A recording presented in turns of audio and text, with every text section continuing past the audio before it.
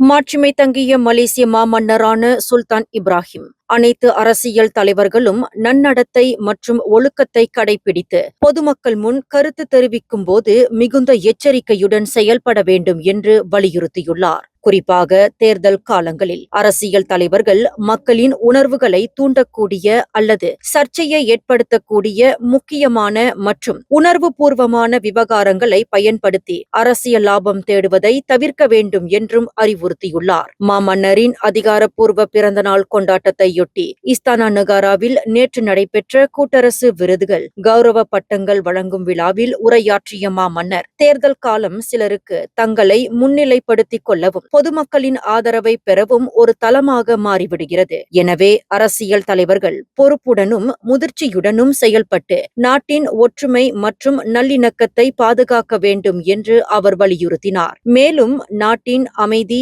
இன நல்லுறவு மற்றும் சமூக ஒற்றுமையை பாதிக்கும் வகையிலான கருத்துகள் அல்லது நடவடிக்கைகளை தவிர்ப்பது அனைத்து அரசியல் தரப்பினரின் பொறுப்பாகும் என்பதையும் மாமன்னர் சுட்டிக்காட்டியுள்ளார்.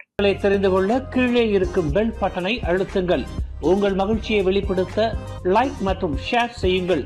தொடர்ந்து திசைகளோடு இணைந்திருக்க சப்ஸ்கிரைப் செய்யுங்கள்.